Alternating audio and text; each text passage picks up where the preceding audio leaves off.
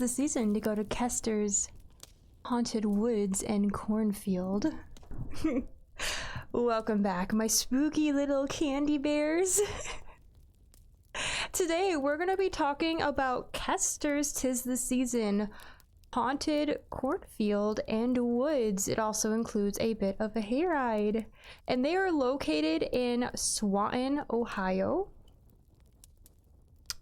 So a little bit to note about Kester's that you might not know is they are a fairly new haunt. This is their second season of scares, and they started out actually as the Christmas tree farm, and they just planted their all little Christmas trees all everywhere, and they decided to turn it into a haunted woods pretty much out of the blue, which is really impressive that you can just set something up like, yeah, let's do it, we got the space. One of the things we drove up, because a lot of people don't notice, there's some signs, but they don't notice it because the haunt is not at the front. You park, you go to where the admission area is for tickets, and it's beautifully designed, but the actual haunt you have to take a tractor to, and it goes back quite a ways to get to the fort. You're gonna have to go way past the soybean field and Christmas tree field and beyond to get to the actual forest and cornfield, so it is not visible from the road. I want to bring that up. Some perks of it after you get through the tickets area, which is very festive for Halloween, and I love it. They have animals. They have super friendly barn cats. I had a thrill. Even the barn cat decided to take a little bit of a trip with us on the hayride. They have an emu. And they have goats, and we got to watch them play, and it was super cute. They're little baby goats, guys. Okay, so that's enough. I know that's not really part of the view. One of the things I want to know is haunts do have security, like they have security here, because for some reason some people thought it'd be a great idea to bring guns into the haunt. And I don't know if you know anything about, you know, some people who get scared, but some people have an itchy trigger finger. So yeah, they have security because they've had some people tried to bring weapons in and guns, and they have noted that, so they like check you, and that's normal and becoming more normal. It's like, don't bring weapons into a haunt. Okay, so it is $22 for admission, but I did receive free entry as part of the review. And they also want to note they're very accommodating for people with disabilities and special needs, and like things like wheelchairs. They can accommodate you, and I think that is a very nice thing that they can do. I think a lot of haunts try to, but not all can necessarily do that, depending on the style of haunt that it is. So this year is, like I said, is their second year, and is run primarily by family and friends for the haunt. I can't speak of for the farm. It's really good for a non-professional haunt that's looking to improve more in the future, since they have a lot of acres to work with. I will say the hayride's more of a tractor transport to and from the cornfield and woods, because there's no hay in it. So I just want to make that just a little nitpick, but that's there. But as you're going through the tractor ride, there is a mural that apparently was done in like 48 hours. Never would have guessed that, but it is impressive, and I just want you to know, if you get on and look at it, it is beautiful. I wouldn't advise taking out your phones, because you might lose it, because it's a bit of a bumpy ride, and I also don't know how they would feel about pictures of it as is. But yeah, just, you know, wary, ask beforehand, and then also note that on the tractor ride is very bumpy. If you do lose your phone, then you're not going to probably get it back until the next day, because they won't make a sweep until the end of the night. But I did the actor on the tractor. It rhymes. He was very funny and a little lewd, but I enjoyed it. And now we're going to talk about the first part of Kester's, as in the cornfield. The cornfield was fine with its various different paths that you could take. It's not like a maze, because each path will get back onto a main part, but they do have, you know, different paths to take, which is different, and like little signs of like which way to go. So I was always like, good adventurers go left, so, you know, we went left a few times. But visibility was an issue. I did discuss this with my team.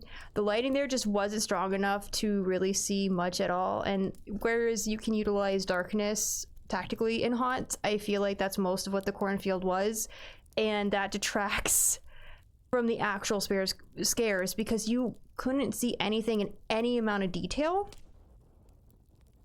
So if they just make a few little changes to that, whether it be adding some backlighting or more underlighting, I think that can do a lot to improve just the corn field part of that haunt. And the strobe lighting was a little overutilized through the cornfield part of the haunt. We aren't discussing the woods yet, but they used a little bit. We thought there was just a little bit too much strobing in there, and then they could have used more underlight or backlighting for some of the areas. And the costuming, where some of it that I did see, the little bit I did see, looked impressive. You wouldn't really be able to see what it was in the dark. I know the rest of my team didn't notice, and I feel like if it's going to come down to that, if they're going to have good costumes, put them somewhere else in the haunt, maybe the woods, where their costumes would be more noticeable, and then just put people in really dark suits and masks in the cornfield, because you're not really, if it's dark, you're not really going to see them anyway, so there's no point in putting a lot of detail into those costumes, if you get my drift. But that was one of my things that I feel like, one of my suggestions that I feel like that could improve the cornfield experience of Kester's. And I do feel like some of the animatronics in the path are safety hazards because it is so dark and they are triggered by stepping on them, but I ran into the animatronic instead. So a little bit of an issue there.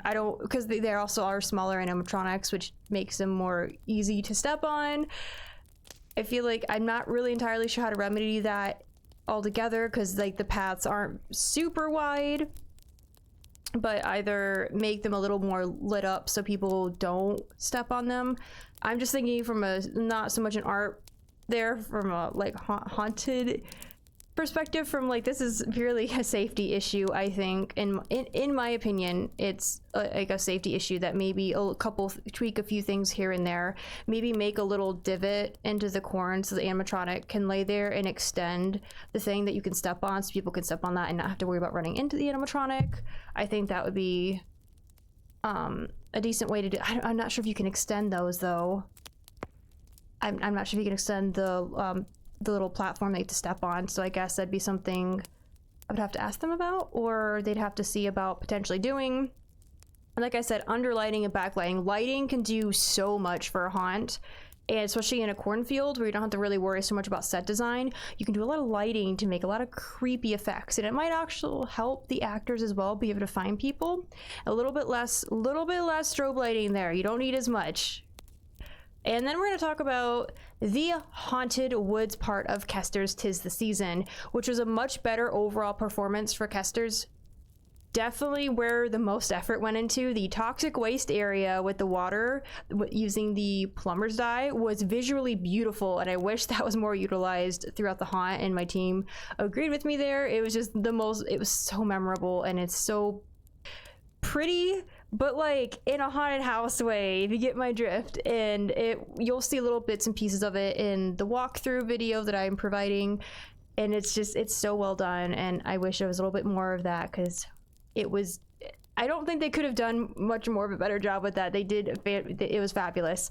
Same could go with the witch area, casket area, the graveyard. Those were all very well designed. The actors performed very well. And then even some of the actors that were lurking behind us or on like bikes, like tricycles, did a very good job. We wouldn't have even noticed till the one like rung his bell and we looked about like, oh, he's following us. Overall, it was like walking through horror movie sets within each area. Set design in the Haunted Woods was their strongest part of the haunt. Overall, costumes were also pretty strong when it wasn't too dark to see what the character was. Lighting and effects used are much better in the woods, which is the primary focus. It takes about 35 minutes to complete, but time really isn't much when you're having a really great experience, because overall, we had a really great time. I will say, man, when they use those fake chainsaws, those stink really bad. I didn't realize that. I was like, maybe that's where all those haunt smells come from. But some of my critiques were try to incorporate a list of what to say and what not to say for the actors, so generic lines aren't overused. Because that was the thing that I noticed a lot, was a lot of the actors would use the same line throughout the corn maze or cornfield and throughout the woods. They would use very similar lines. Maybe go over the things of what to say and what not to say, especially for that particular character or that set design that they're in, the hut they're in, or the little area they're in. I was really, honestly, the woods had really good set design. I'm very happy with that. My team thought the one hut overused the fog because it was so incredibly difficult to navigate and see, which is fine. But we were running into stuff, which I felt bad about. And I was like, maybe the actor, if they notice people are struggling, they can help navigate us while staying in character. Do not break character for that, but like help navigate people through that area.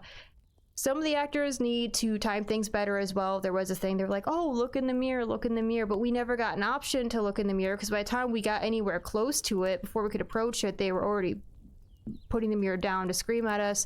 But that effect, screams are overused, yes, but they can be utilized well. Say if someone approaches the mirror and they're looking to see the spiders, then you pull it down and scare them. And that will get reactions. Or at least I think it will. I don't scare easily, but I would have enjoyed that. You can't look in a mirror and get scared if you pull it down immediately as we walk by. Wait for us to approach. Wait for people to approach. But overall, I really enjoyed Kester's for their second year. Their second year, guys, they're very good. They are very good. I think you'll have a worthwhile experience. Take family, take friends. I think it's fairly child friendly too. I didn't notice any words that were being used or any curse words that were being used, and there were no topics that I thought that were inappropriate. It's still a haunted house, so you know they're probably gonna get scared, but I did see quite a few, you know, younger people there that were not being scared, or they were still having a great time. Have you been to Kester's 'Tis the Season? Are you planning on going? If you did go, what was your experience? Did you have a really good time? Because I know my team and I, we really had a great time, and we're really honored to have been given the chance to go out there and review them. All right, guys, until next time, have a spooky day. Real quick, I forgot to mention one of my other favorite areas, the haunt, which was the quicksand. It was very cool. Remember, my group thought it could maybe be a little more disguised more, but it was very, I wasn't reading the signs. And so I went ahead and stepped on something. I was very thrown off. I thought it was a really good effect, and I would love to see that in a few more areas of the haunt. Maybe that would be overuse, but I really enjoyed it, and I just wanted to make sure that you guys knew about that too. And if you do experience that, let me know what you think. Scarecrow. Okay. Out of you. Sneeze out of me. Ooh, get that. Yeah. That's cool. Let me get a good still on that. Because it's very hard to tell what the hell is going on. Doing a good job of hiding the trails. I like that. Yeah, right. That's cool. Can I?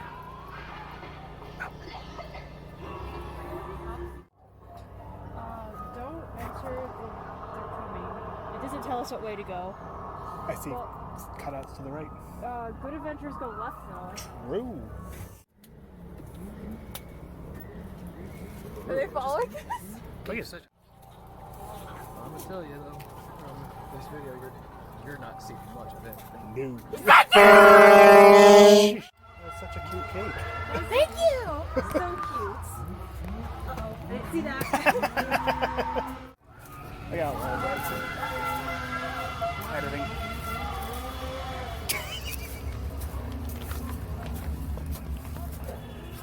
Welcome to the fitness shop. Whoa. Hi. Oh.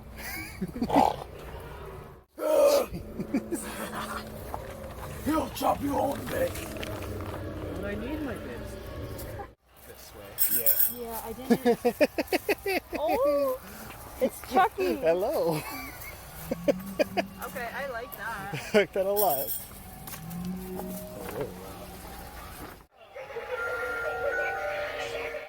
That is blinding. Yeah, that is all right.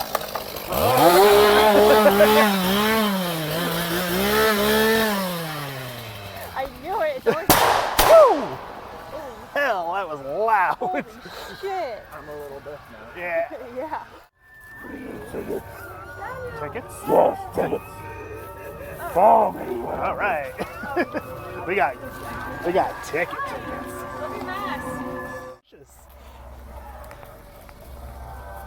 Oh, that's cool. Whoa. Whoa. Actually, put it for a second. Yeah, I got you. I found my That's sick. thumbnail. That's so cool. Oh, you like what I love? I love it.